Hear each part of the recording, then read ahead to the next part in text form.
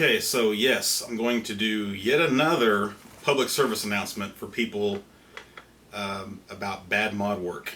And this is a Doujindance console. And it's not a newer one, it is an older one. And I want to qualify that. The modder that did this was recently called out quite a bit by Voultar. So if you follow Voultar, you've seen his videos, you already know all about this. And somebody approached me with one of these, and I thought, you know, I should do one just because there might be subscribers, watchers to my channel that don't follow Voultar or have not seen his video about it. You know, and it's just a way to get more people aware of what's going on or what happened. So I'm going to open this up, show it off, and we are going to repair this. I do plan to install a Voultar RGB mod into it. And I'm going to put my region mod into it. But most importantly, we're going to get rid of the Doujindance mods. And beware, this is not easy. I do not plan to offer this as a service. Not even sure Voultar wants to do it anymore, if I'm being honest. He's done quite a few of them.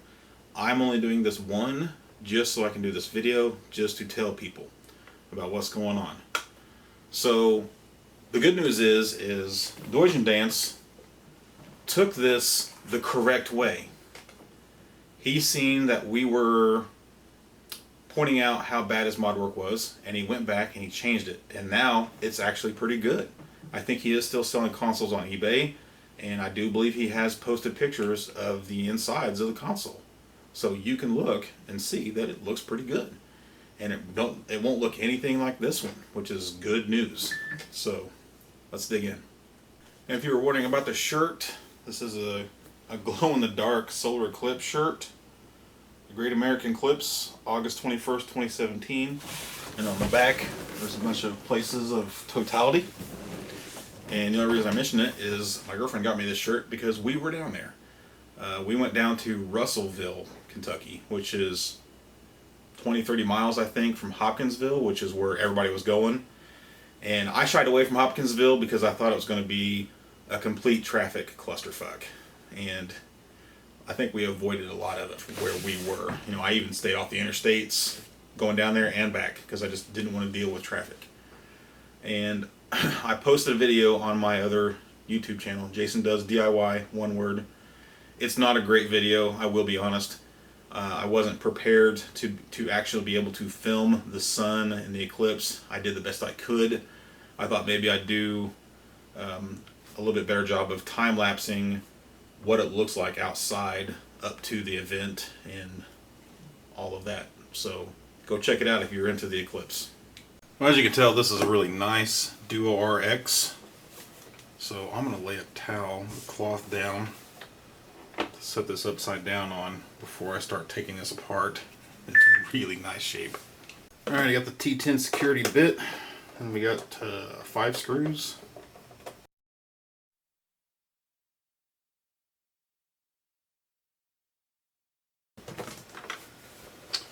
And then the top will just come off.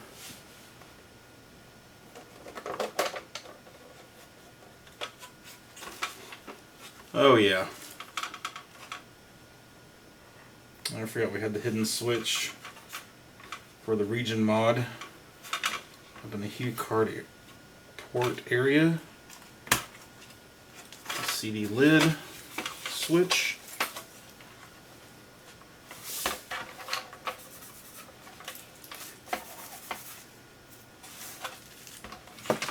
But this is the typical Doujindance way of doing mod work up until, like, I don't know, maybe a month or two ago. Not that long ago. Bubble wrap. Looks like it's taped down. And I want to say Voultar found one where one of these electrolytic capacitors blew on his mod board and actually almost started a fire with the bubble wrap. That's no good. Let's see, we've got a pretty serious switch back here. What's that for? If this is region mod, obviously. isn't it? But the big problem with his mod work is he's using epoxy. This stuff dries quite rock hard solid, and I think Voultar showed it's not super difficult to remove. I can't remember what temperature we got to put the hot air gun on to get it. And this one right here is just ridiculous. This is the 6280 chip where you ground pin 29 so that US games work. And he is soldering a wire to ground, and you don't even need to because pin 30 is ground. It's ridiculous. I don't know.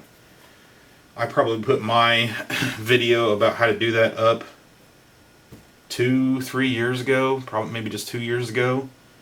You know, and I hadn't heard about it, so that's why I did the video, but maybe it was fairly common knowledge. I'm not really on the forums as much as I used to be. So obviously, get rid of all of this and start cleaning up this epoxy. And I actually don't have a Voultar RGB mod yet, so even though I could remove whatever this is, I think this board was both region and RGB, if I'm not mistaken.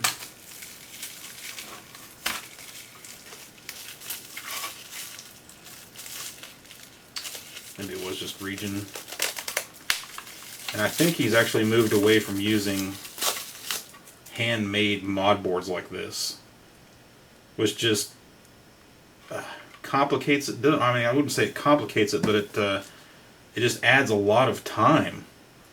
You could have a custom PCB made and just solder your components on and not have to do all this massive amount of wiring and screwing around. It'd just be so much easier.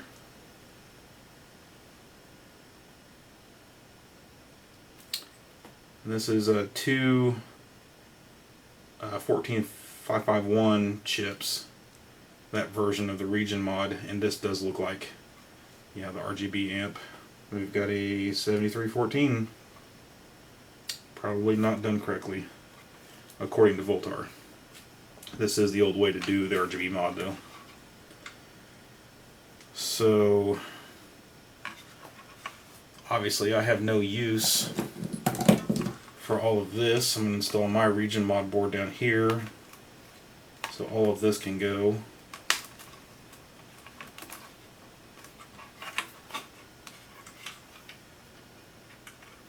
This is the RGB amp.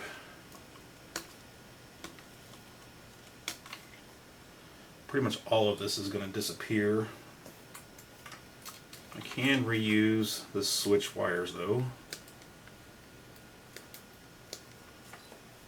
since that's already in place, and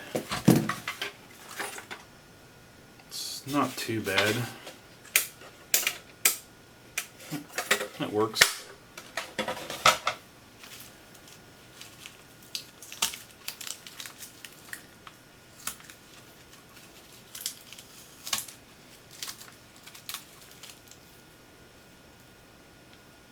This just looks like regular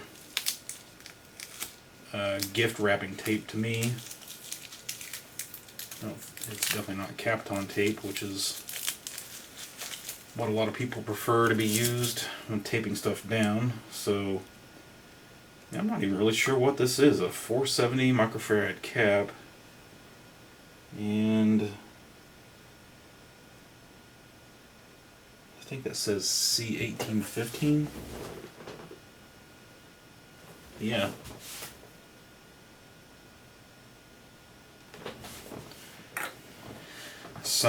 Oh, I know what it is. It's probably something to do with sync, maybe?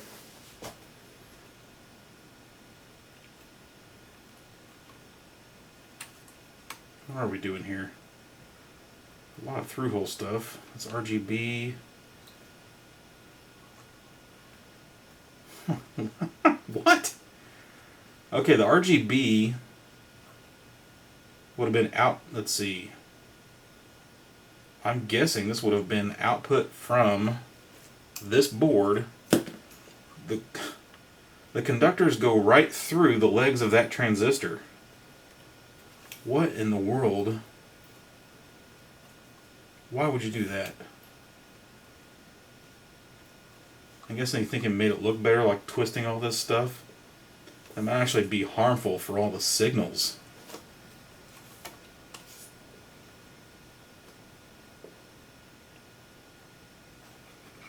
So what is this giant switch back here doing? Is this I'm gonna have to ask Voultar about this. I'm not quite sure. Let's get him on here. See what's up with that. I'm sure I don't need it. I probably don't even need that switch. I'm wondering if maybe this has something to do with either using RGB or the normal signals. Because it does look like those RGB wires do feed to the switch. Yikes. So anyway, we're getting there. I would definitely want to ask Voultar what's going on before I go much further. I also want to see what is wired up on the bottom of the board here.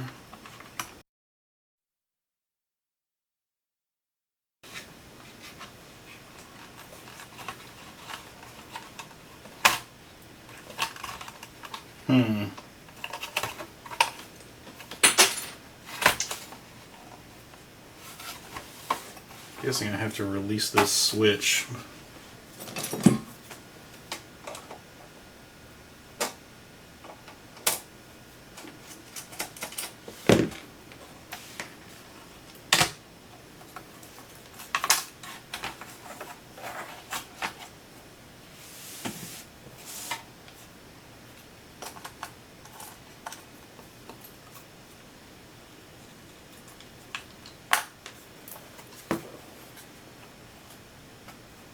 So it almost looks like RGB is being pulled from the bottom of the board.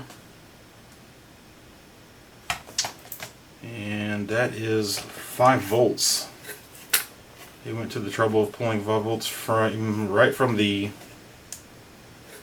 regulator.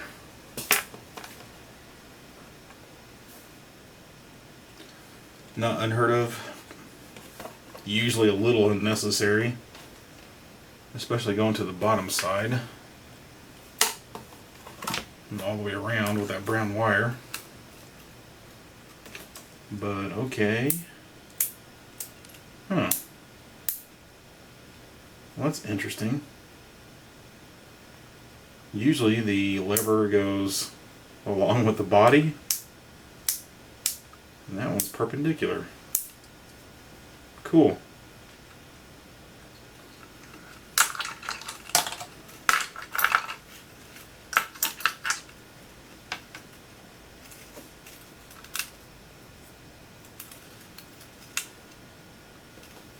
So, let's now notice there are 2 conductors, 2, and 1. If pink is red, there's 2 of those, there's 2 blue, and there's 1 green. I just keep wondering if this is RGB in sync, possibly.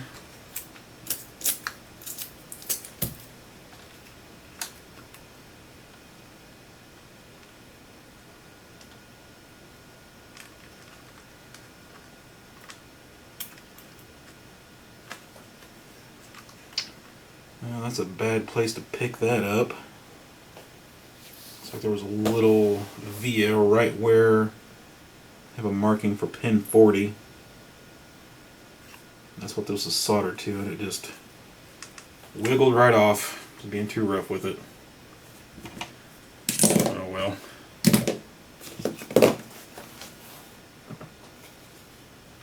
Something else I didn't notice is these wires going all the way around and up through here. to the board that was sitting right there. That's excessive. Something else I need to get off is this metal cover, which will slide off if these tabs are out of the way.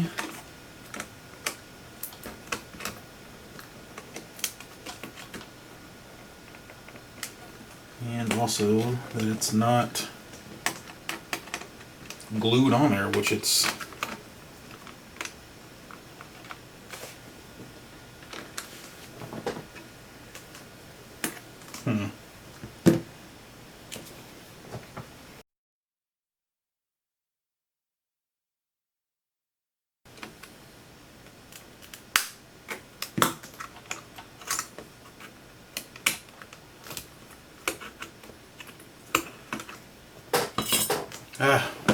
finally. Now we get another close-up of that mess.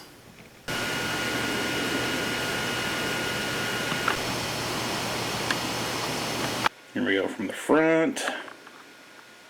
And a look down the side. And from the back again. What a mess. Alright, so finally get Voultar on here. We're gonna insert this into the video, alright, man? So I've already torn into this a little bit, and I've already shot videos, but I need to know what the fuck's going on here, because I'm not aware of what this board is or what this switch does.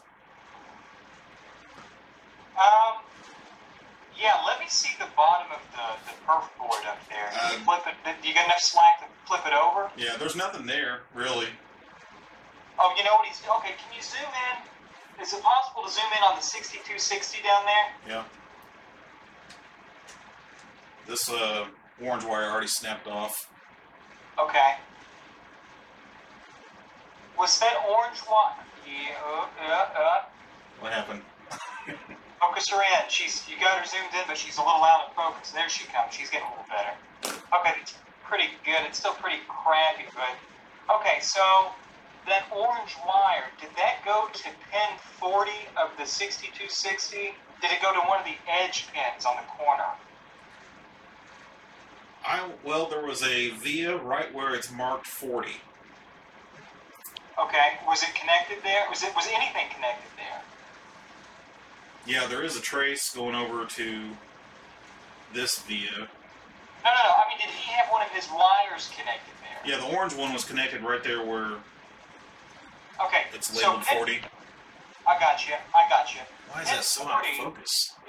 Is Luma output of the 6260. So the reason I wanted you to zoom in is I just wanted to see where he was going with that, because it looks like he is pulling Luma off of the 6260. And it looks like that NPN or PNP transistor on your perf board there, he's using that to drive Luma, and also those two resistors in that big cap. See if that capacitor is connected to composite video, if there's a lead there that's connected to composite video. Let's see, it looks like it goes to green. And that's, yep. Green comes down. Oh, he's removed C962.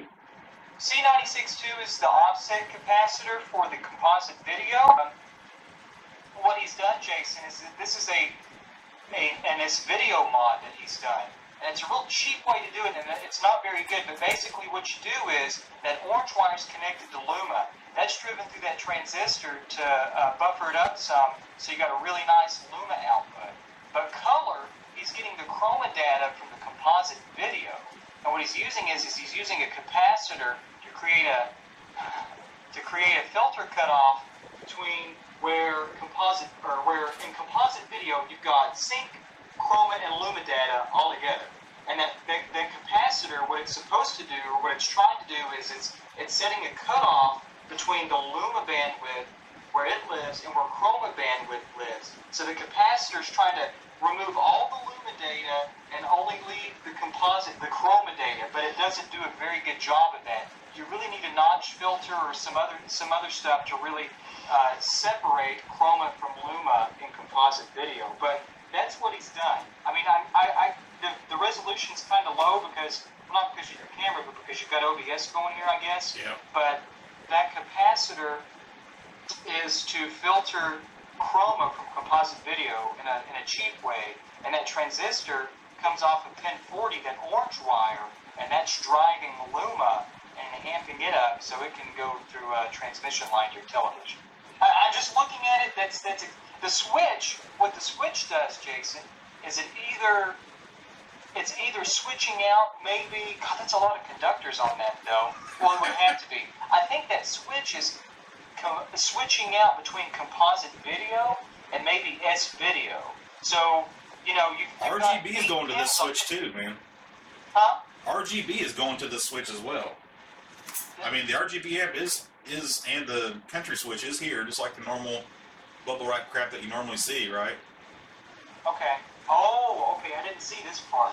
Well, I already cut into this. I should have waited, but the RGB output wires are here. They went through the legs of that transistor, just so you know. And they do appear to go to this switch as well. And on the actual video connector, there is 2 red wires, 1 green, and 2 blue wires soldered to those top 3 pins, and they are not... I know what he's doing. Jason. Oh, yeah? You know what he's doing?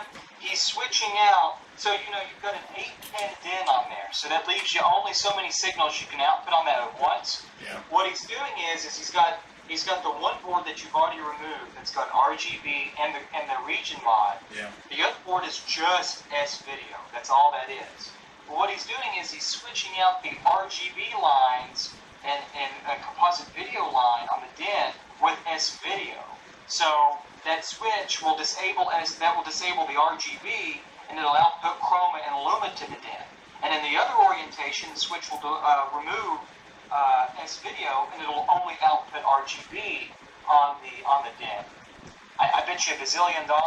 That's exactly what he's done. So when we do your RGB mod, do we separate those pins from the motherboard on the 8-pin DIN? I'm sorry, say that again? On the 8-pin DIN, do we separate those top 3 contacts from the motherboard? Well, you have to, because the footprint for that DIN on the board, it only accommodates a DIN 5 connector. So if you don't clip those, the toe ends of those 3 pins there, they'll scratch up and scar through the motherboard. So you have to cut them flush before you install that DIN connector. Okay, so they're probably cut flush. I'm seeing the pin go down into the plastic towards the bottom of it. Right. Yeah. When you cut that pin, you don't want to cut it above the plastic, because since that pin's not going to be soldered down, the only thing keeping that pin from pulling back and forth is that little plastic guard on each of them. Okay, so what's keeping the pin from scratching through the solder mask into the ground plane? Well, what I do those is I take that, when you assemble, because you really have to sort of break that DIN connector down and remove these pins, or you don't have to remove it, but what I do is I take that bottom plastic base that you see that those pins go into, and I cut the pins so that they reach maybe midway through that plastic, so that regardless of how I put that thing in there, those pins will never make contact with the motherboard. It looks like they do because you can't see them, but they only go in far enough to where they go through that plastic just a little bit to hold them in place. Well, I'm asking because I have no idea if Doujindance did that. He may have just cut them flush, and they may be a possibility of them cutting through the solder mask. You know what I mean? Oh yeah, for sure. Well, that's possible. I mean, you could desolder that real quick and take a look if you wanted to. But, I probably will.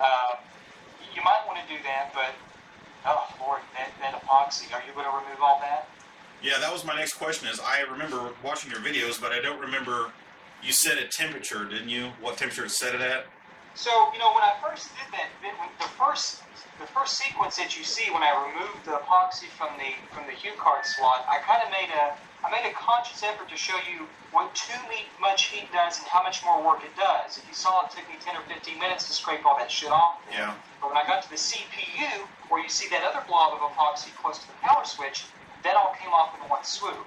Now the secret to doing that is, when you're working with that cue card slot, set your hot air rework station to around, I'd say 100 degrees. That's plenty enough to make the epoxy into a plastic state without it getting super, super gooey. You want to soften it, you don't want to melt it. So apply heat to that. Try to avoid the plastic of the cue card slot. Just try to get the pins. Yeah. But you won't hurt it at 100 degrees. You're not going to melt that or anything. It just might, the pins may shift in that plastic if it gets kind of gooey. But apply heat in a sweeping motion for maybe 15 seconds at the most. What you want to do is, while you're applying that heat, just to make sure you're softening, but you're not getting it gooey, take your X-Acto knife or anything that you have that you don't care about, and constantly probe and scrape the edges of the epoxy. And when you start to see it kind of lift up, take the heat off, use your tool, and start extracting it off. And most times it'll come off in maybe 2 or 3 big pieces. Excellent. Yeah, I thought I remember you saying 150 degrees. Yeah, 150 degrees. I think I might have said 100 to 115 degrees. But Oh, okay. Yeah, 100 to 115 degrees. The lower the better. My rework station only goes down to 100 degrees, so I would even try maybe 75 degrees. But I'm just looking here. He's got Are you saying Fahrenheit or Celsius? Celsius. For sure. Okay. Well, I mean, you know this stuff more than I do. I might be screwed then. I think mine only goes down to 200. Yeah, oh really? Mine goes down to 100. Really good for that kind of stuff. And if you're working with no clean flux, just set it down to 100 and sweep the board. Gets rid of all that, dries it out. But yeah, I mean, look, man, you know more about this shit right here than I do. As far as you've done a lot of this duo stuff. Well, I was really unsure what this breadboard was. I was pretty sure the switch was switching between RGB and something, and it never dawned on me that he was trying to put S-video through there. But that makes me question what the customer is expecting back from me. If he was using S-video, then I'm gonna have to tell him that's not gonna happen, or just do a completely different mod for him. Yeah, I mean, S-videos are really. Here's the thing: if S-video is very, very, very simple. If you don't mind sacrificing composite video, I don't think S-video on any TG16 or PC Engine console is worth it because composite is so good. Yeah, I mean, good. Yeah, the composite's excellent. It is very, very good. Plus, if you're already getting RGB out of the thing, why do you give a shit about S-video? I don't know. Maybe the owner wanted to use this on different TVs in different rooms or something. I'm gonna have to ask him. Well, I'll tell you, this is probably a case, Jason, where the owner didn't even specifically ask for any of this. Yeah, this is just one of those bulk systems that Doujindance or Doujindance, however you say it, pronounce it, he's just put up on eBay. Could be.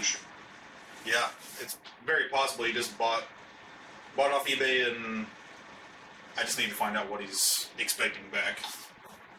Do you have any low ESR ceramic caps, Jason?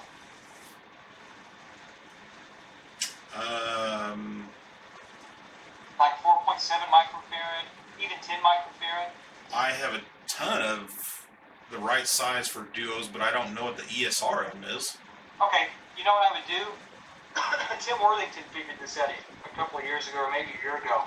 You need to replace two capacitors. Oh, the RGB line or the jail bar fix.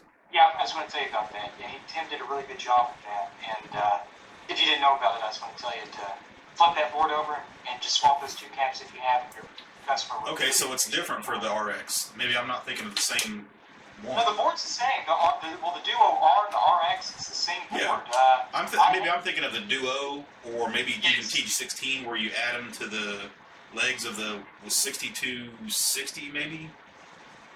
Oh yeah, that's the old way to do it. But the capacitors that you need to replace, if you look at the controller port there, go back to the top layer. What are you doing? You're freaking me out. Okay, so well, you said bottom. I'm sorry, I'm warning you. You see the 6260 right there? Yeah. Well, the two capacitors that you'll need to replace, if memory serves, they're going to be on the bottom side of the board in that same exact location. I think it's R139 and R141, maybe. I don't know. I can look for you real quick. I'm replacing resistors with capacitors. No. C. I'm sorry. C. I got C 903, 913, 908, 909, 910, 23. 909, I think, is one. Let's see here. You want to replace 923 and 909 with good ceramics. 923 and 909. Right on. I think those are just. I'm not going to get a good reading until I remove it. Yeah, you got them inserted there. Yeah. Some puffs there. Right on, man. Well, that's all I really needed from you. Kind of cool to show you something new that you hadn't seen, I guess. Yeah. Well, I mean, I've seen that his video. I've not seen it breadboarded like that, like he's done. But when I saw that P&P and that cap, I knew. I mean, you hadn't seen a Doujindance console made like this. Oh no, I've never seen one where he's broken out his video onto its own board like that. That's a new one for me. Are you going to use the? I guess where you had the switch to switch out between RGB and S video. I guess you're going to put the countries or the region switch back there. No, because it's already up in here in the U-card slot. Well, now he's got a hole in the back of the system. Exactly. And you got that. I like that location. That's where I put mine. I like it. In the U-card slot? Mm-hmm. Only I use a sort of surface mount toggle switch that's much slimmer than that. You remember that switch you used when you did that hidden pellet switch on that top loader? You put it in the cartridge throw. Remember that 4 years ago? No, that was just a slide switch. Yeah, just a slide. Yeah, just a slide. Yeah, just like that. That's what I like to put in there, sexually. I'm trying to think if there's anything else you need to watch out for. No, you've got a handle on this stuff, man. You know what's up. No, I just wanted to confirm what this stuff was about, and Yep. I don't know that I would have come to that conclusion on my own. I would have really had to have probed that.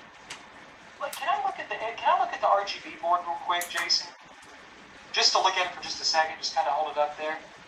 So he's got a set. Is that an NCS 2553 or is that a 7314? Do you know? 7314.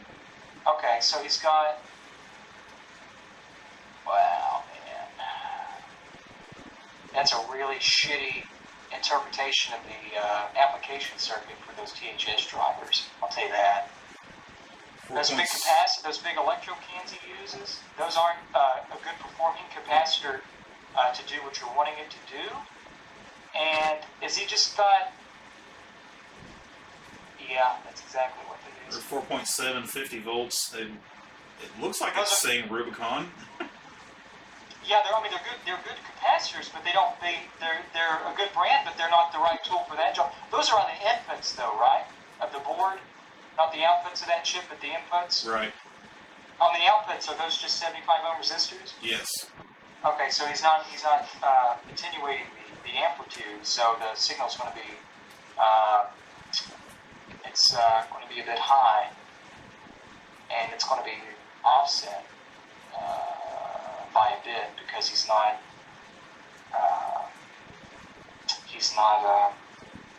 taking into account the offset on the video. Anyways, it doesn't matter. I just want to look at it.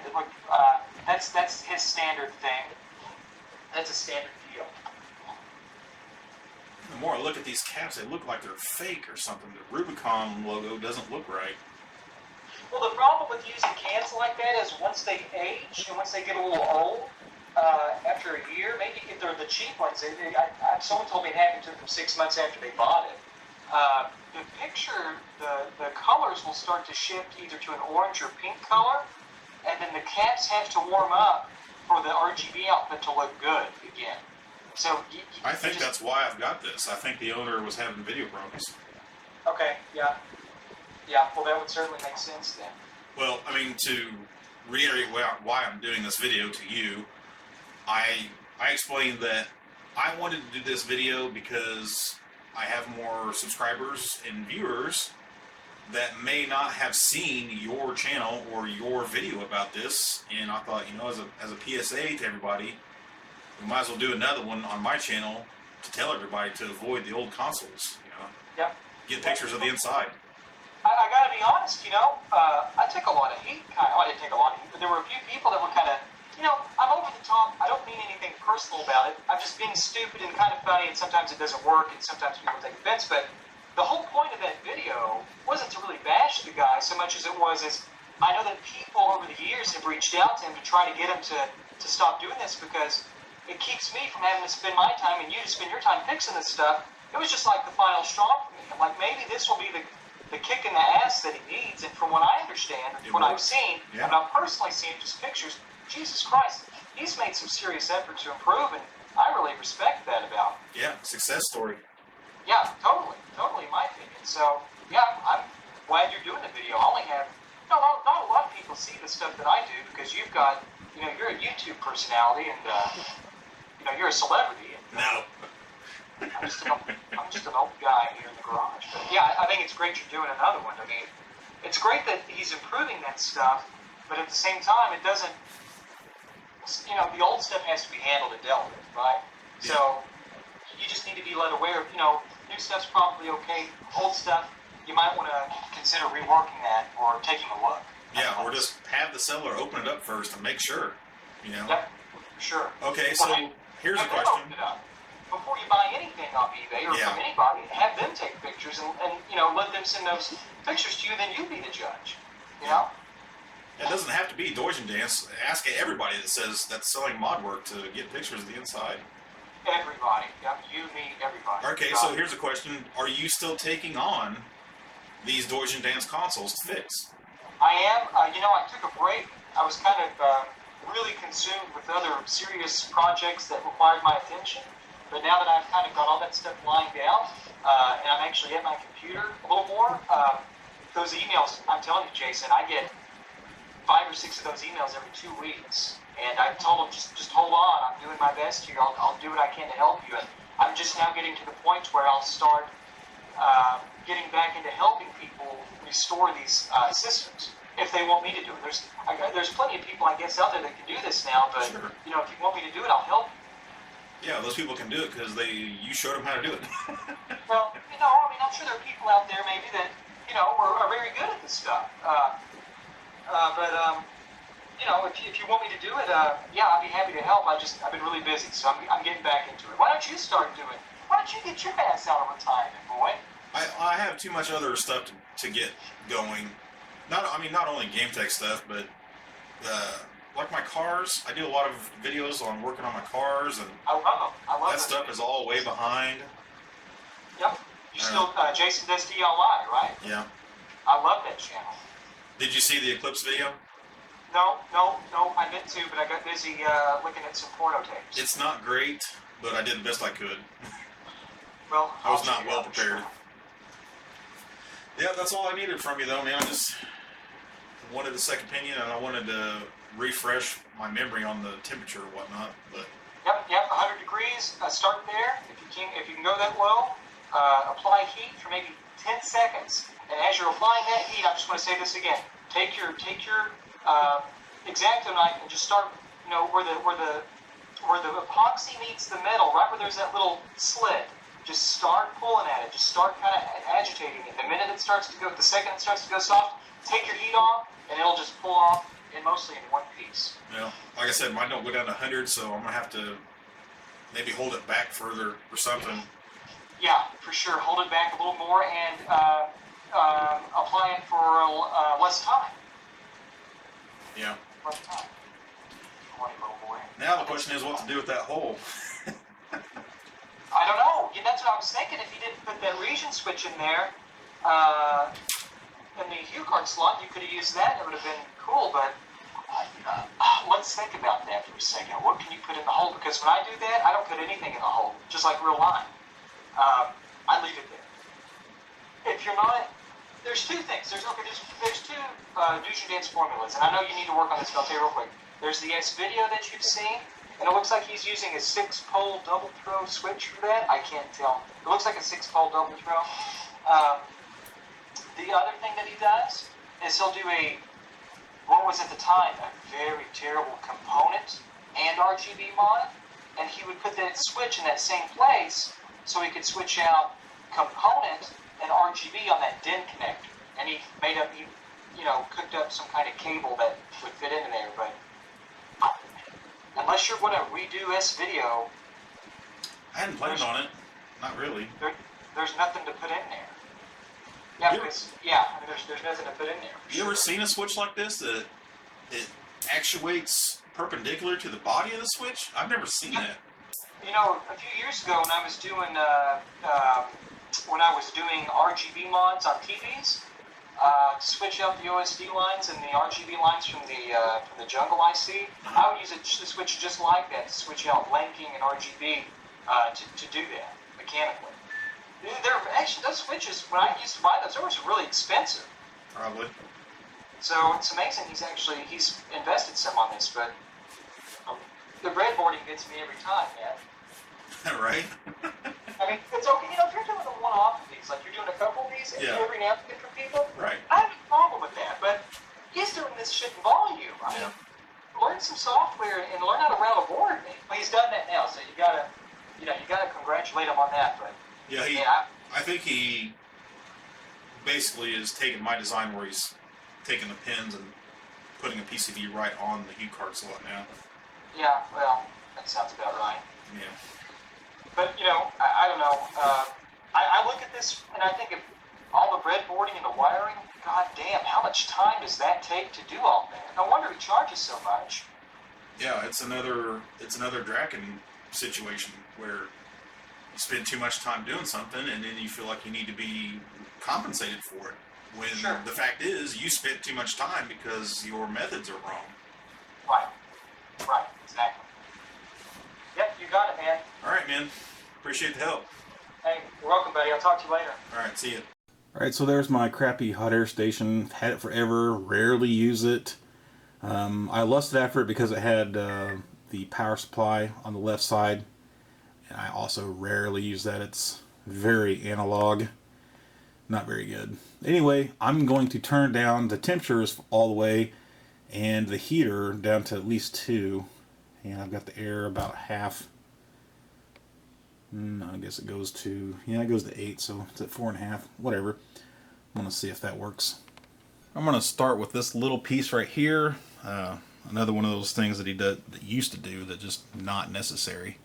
That wire is not necessary, like I said. This is the ground pin 29, but pin 30 on the Duo R and RX I think is ground, so you just need to bridge it to the pin next to it. So I'm going to start with this for practice because I've never done this and see how it goes.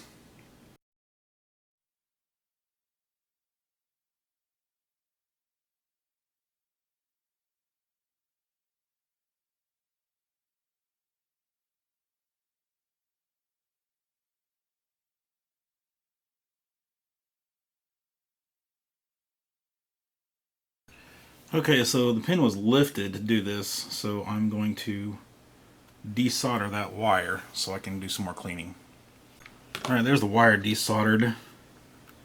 What's left on here is thin enough just to kind of scrape off, especially from the solder mask.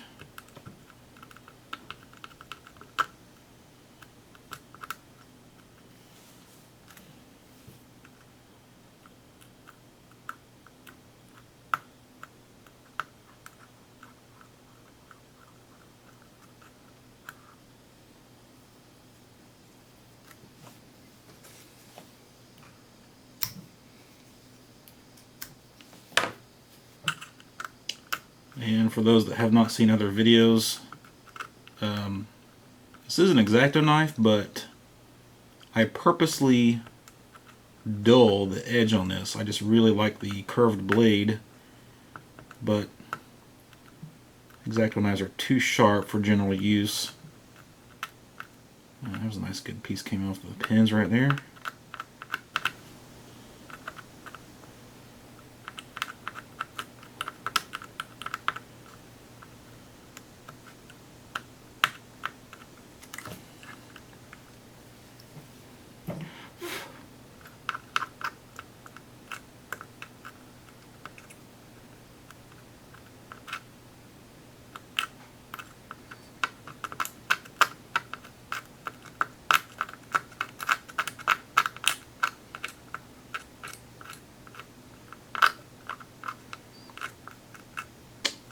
Still a little bit too sharp for the solder mask. I can see where I've started to put scratches in it. And you will definitely scratch the plastic of the chips. Does not affect that at all, but avoid it if you can.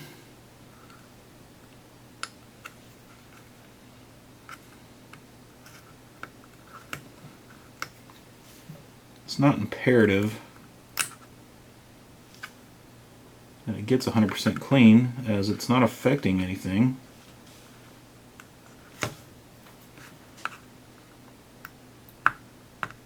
It's not like these chips get hot or anything. It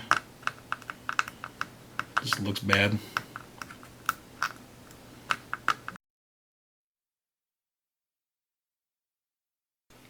Okay, now just to retest the pin 30 is ground theory. Yes. So I'm just going to push that pin back down, basically right on top of 30, and go solder that in place. There you go, there's pin 29 soldered to pin 30. So now the region mod will work for USA chips on the PC Engine Duo. Yes, all of that mess was removed just so we could add that little solder blob. Now I feel more comfortable about cleaning the area and not hitting that pin. I might just hit it with some rubbing alcohol, toothbrush, just to see if anything extra comes off, but I kind of doubt it since it's tough stuff. It's very, very sticky. Alright, let's see what we can do with this big honking mess.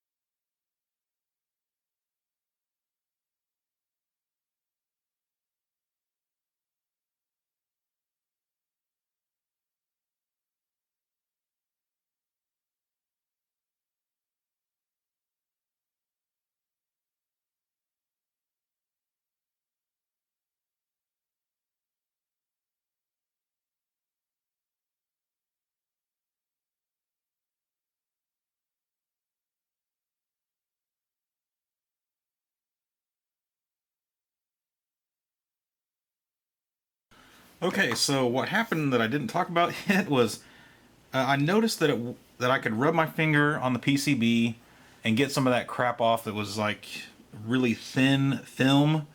I did it a few times. So I thought, you know, maybe it's the oils in my skin that it's not sticking to, because I could just rub it off my fingers, no problem. So right before I did all this, I sprayed it down with WD-40. That's all I did. I didn't add any more heat, and I just started cutting it into chunks, and it just started peeling out of there like nothing. It's pretty great. Maybe it does need to be pre-softened. I'm not sure. It kind of makes me wish I had another one to try this on. Maybe Voultar can try it on his next one if he gets another. But it still run the risk of hurting traces. We got, looks like 3 traces, maybe 4 over here. It could get scratched with any kind of device, but between the pins, there's no traces, and in front of the inside pin, it looks like there's just this, maybe a 5-volt rail going right through there. I can see I've scratched it a couple places, but I don't think it's definitely not gonna sever it. Yeah, don't worry about too much about bending these pins. You can just bend them back. As long as they're not touching, it's fine. But I'm gonna take a little break and go over and desolder these wires so I have better access to these. And I'm also going to desolder the bottom pins. I can't remember if he does that or not, where he just cut the pins and moves them out of the way and then solders to them. But I'm going to, yeah, I can see a pin right there that he's soldered to.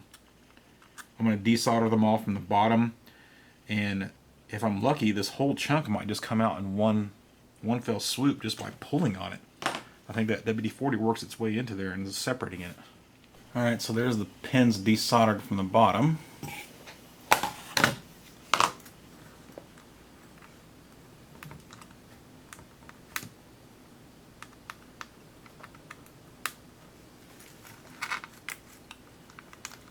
Look at that. Okay, so he does a little different than me. I cut ground, and he does not. He just solders to it. But yeah, look at that big chunk came out of there like nothing. I think that WD-40 really did the trick, getting in between there. Of course, desoldering the pins is the only way they're going to come out like that. But oh, that is super clean. There's just like a couple loose chunks. I can get out now.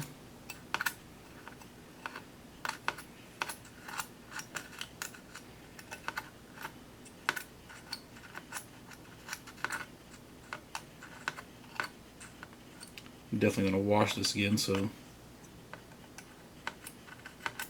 these might just come out with the wash if I didn't sit here and pick at them. There we go. There really isn't much else back in there. Pretty much got everything. Might be a little bit stuck to the side right there. Back in there, but not super worried about that. In fact, since I'll be installing my country switch mod, or region mod, I'm going to go ahead and cut that pin just so I can get it right out of there. And then I can actually see about lifting these.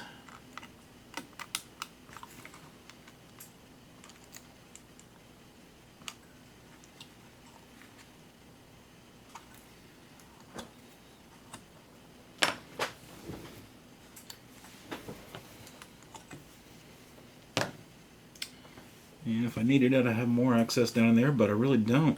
I think I've gotten just about every little piece from that. I was really worried about that, but I have to say, I think WD-40 is the secret here. I don't know if hot air is as necessary as Voultar was led to believe. I think he needs to try it with just WD-40. Maybe pre-softening it helped, I'm not sure. But, I mean, I was back in there just slicing chunks out and moving them out. And it came out great. Really great. Super happy with that. Alright, I'm going to go ahead and start on the region mod board installation. There it is. That's my board that I sell on my site. Extremely easy install. I may have a problem with some of these pins having a little bit of solder on them, or just not being cut flush before they curve down.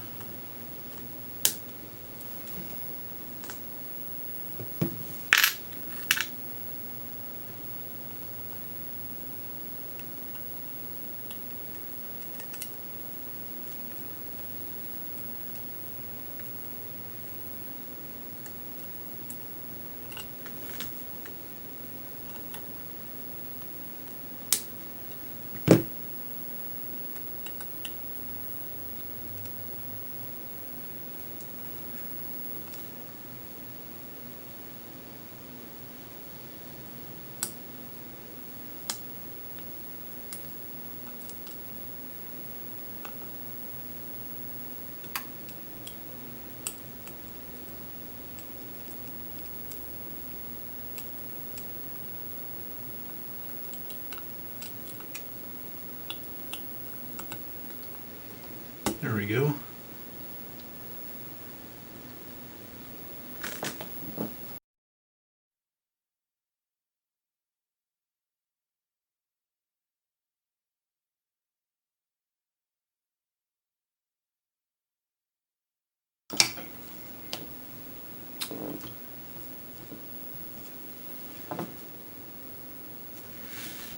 I'm going to go ahead and cut these a little bit more flush, at least so they're all the same height.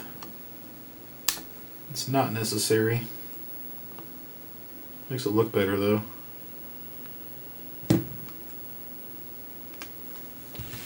Okay. Now I've shown this 1,000 times, but this is my drawer of component legs, cut from capacitors, resistors, whatever. And that's what we use to go from the mod board down to the motherboard.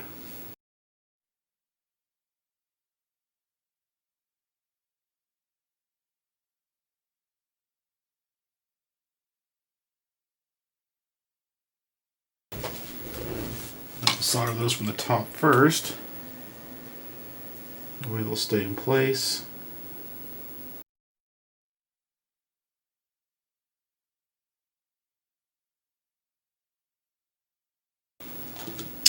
And you can go ahead and slice them down.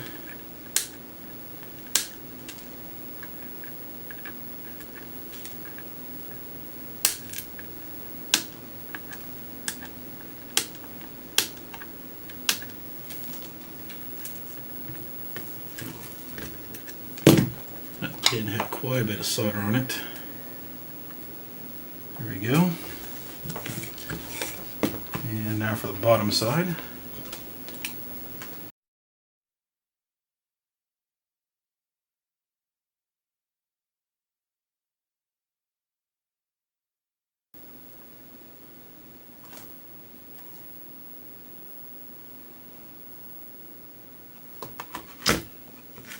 And lastly, we will put the wires up here for these through pads right here will go to the switch that's on the top cover. I'll do that last. And then we'll run VCC down to 5 volts coming from this regulator, not this one. I think this one only comes on with the CD section, so you want to make sure you have continuity from the right leg of this 7805 to whatever you're going to solder 5 volt to. I don't do this every day, so I forget, but looks like I got a couple options.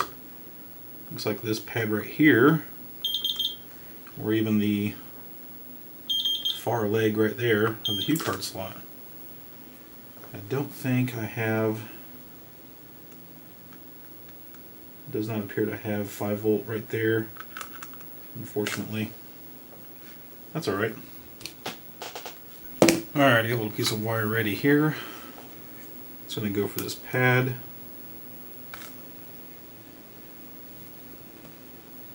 Go ahead and pre-tin this one.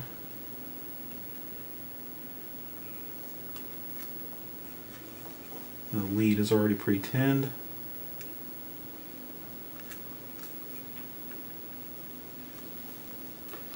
That looks good.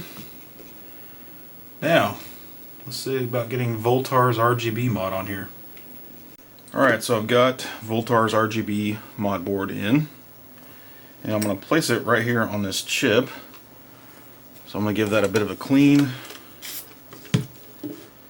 from the sticker residue that was on it.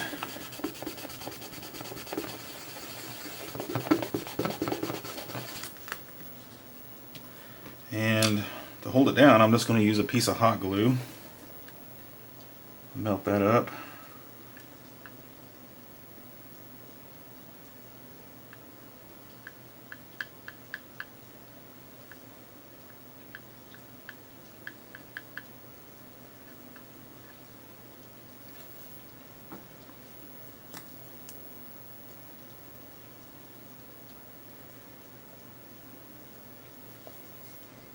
Let that sit for a minute and dry out. So the Doujindance mod does have most of the wires soldered to the 6260, except for Voultar's uses composite zinc, and we don't have a wire there, and it's 44. I'm going to use the 930. I believe it is a cone tip. Very, very shallow angle. It should get me in there real nicely. Let's do it like this. I have pre-tinned the end of this. I just want to cut off the end a little bit there. Let's see if I can get onto 44, which should just, you know, I might pre-tin the leg of that as well.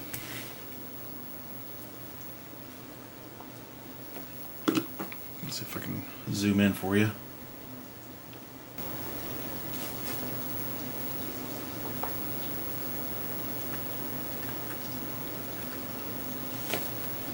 That should make it quite a bit easier.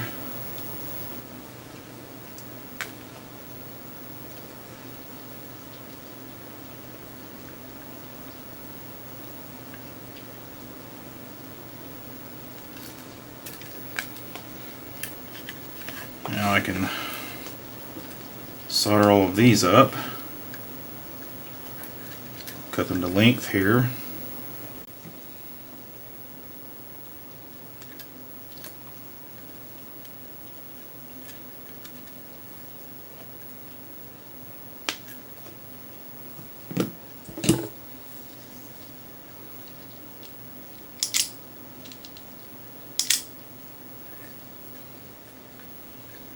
If anybody's curious about the wire cutters, the strippers, these are KYP is the brand. I do believe various regular retailers like even Mauser and DigiKey carry these.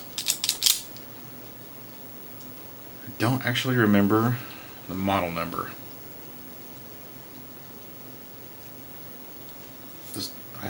I think I got mine on eBay. I just searched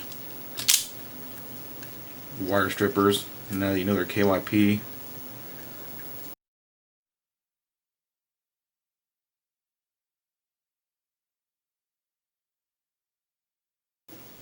As you can see, Voultar had enough insight to put these in the exact same order as they are on the chip. You know, and I believe Voultar does solder power and ground, 5 volts and ground, to this chip too. I don't really recommend that for the DIY guy.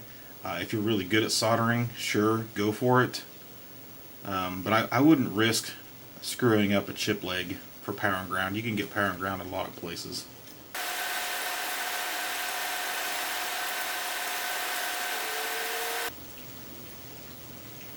I also think people like to get really anal about length, like they think that would be too much. It's really not that big of a deal. As long as you're not looping around like huge amounts, then you're probably okay. Like that, then you're fine. So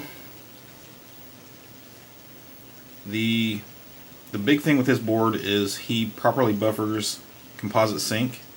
In order to get better RGB picture on your monitor, use this composite sync on the mini DIN instead of composite video. So we actually have to sever this pin on the side,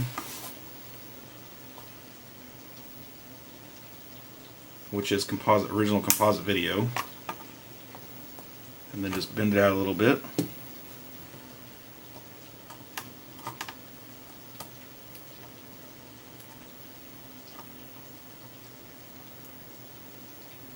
I was worried about that being able to come back and hit what looks like the red pin, but I think we're okay. Let's see if I can pre-tin the end of that. It's awful dirty. Yep, it looks good. Then I'll take the wires that I chopped off, hook that up as well with these. Since I've already got them and it'll look right, it'll match.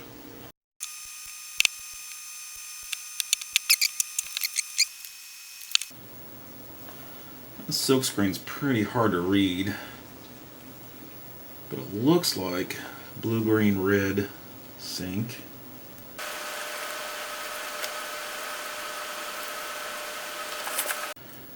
And I believe it's safe to assume he had the foresight to position all of the pads on the RGB board in the same order of the pins. So we got blue, green, red up here. That does sound right.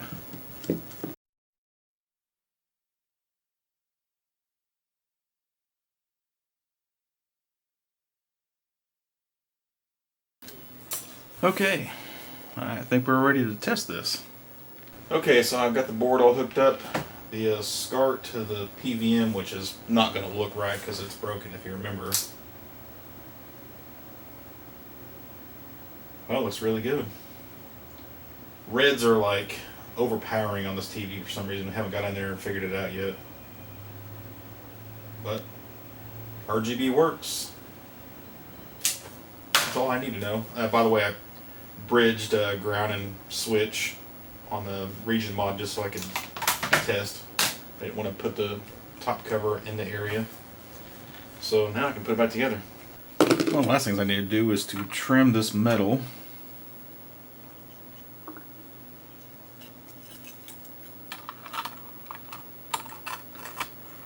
So it doesn't touch the pins. And just make a couple marks. A couple ways you could do this. Cut it completely out, make a notch. Or you can just make slits with something. It's not the toughest metal ever.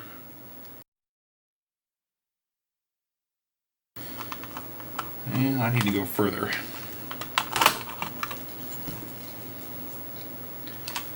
Let's say we should probably go all the way to the indention.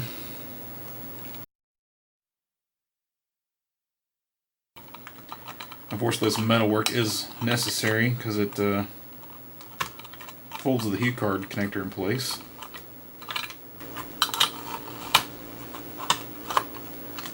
There we go. And get rid of that.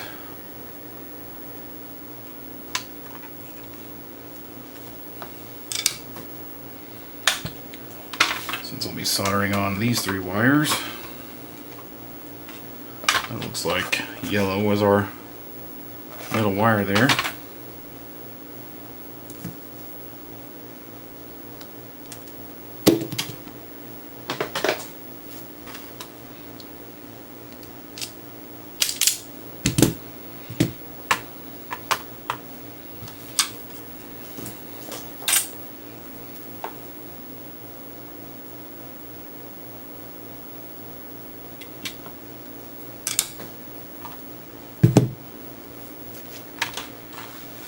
And it doesn't really matter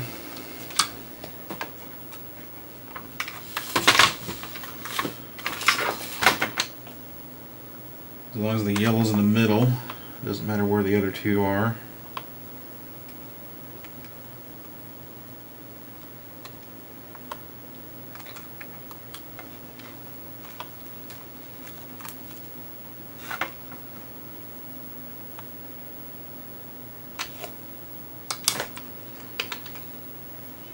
Cool.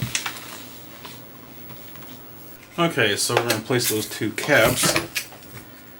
We got 909 and 903. And he said 4.7. I got a 16 volt or maybe 10. These 10 volt ones. But he said the low ESR. So I'm just going to take a reading.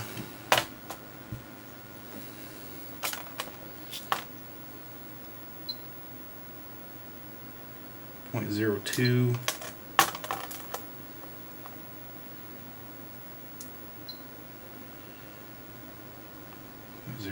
Oh, and they're about the same. And since I have way more 10s, I'm just going to use that.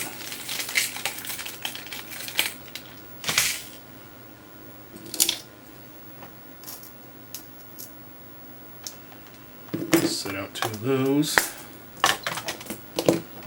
Put this away. Okay, so using my 965, I think, tip. Got a nice blade edge on it. I can just wipe those off real easy.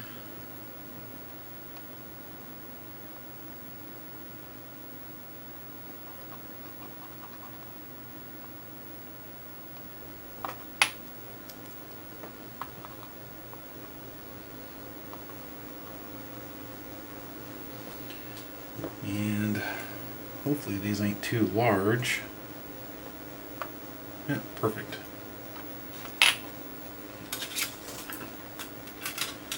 Throw a little extra fresh solder on the pads.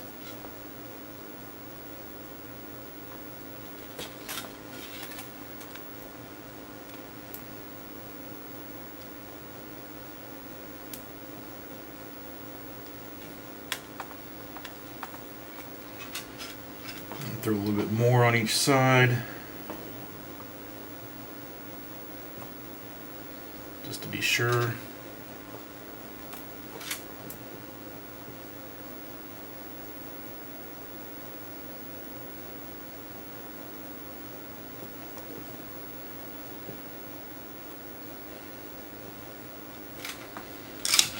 here we go. That's all it takes. And we can set our CD ROM back in place.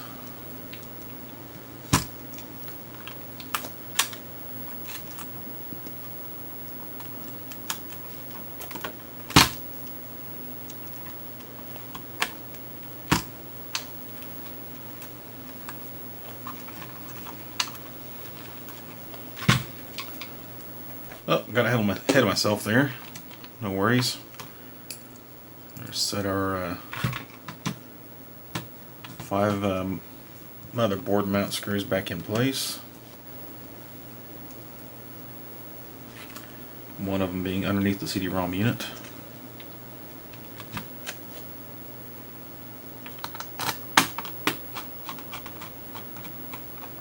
Two on the Hue card slot.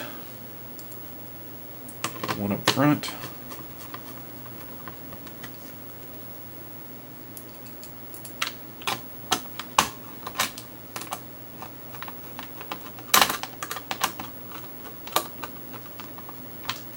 Sorry, I didn't realize I was so zoomed in here.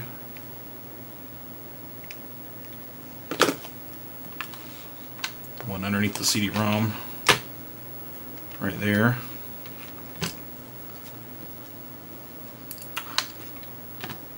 And the last one behind the voltage regulators. And then get our door switch connector.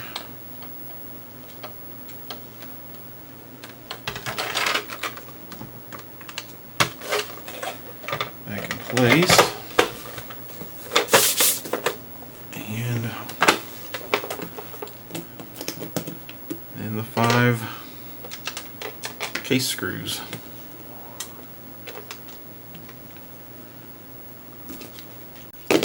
Which are a T10 security bit.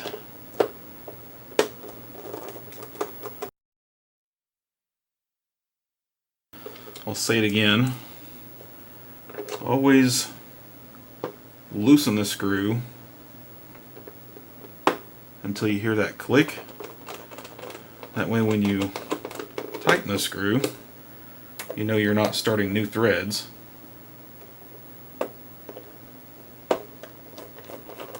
It'll be easier to tighten down and you're less likely to strip it.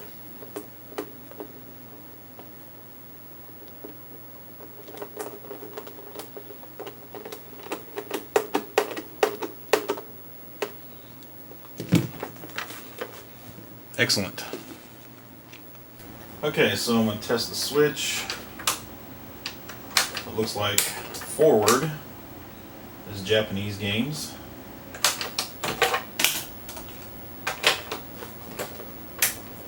And back, US games.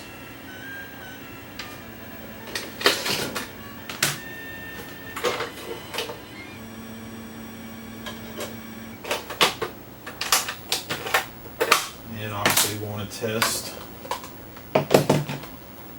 make sure that CD games still work.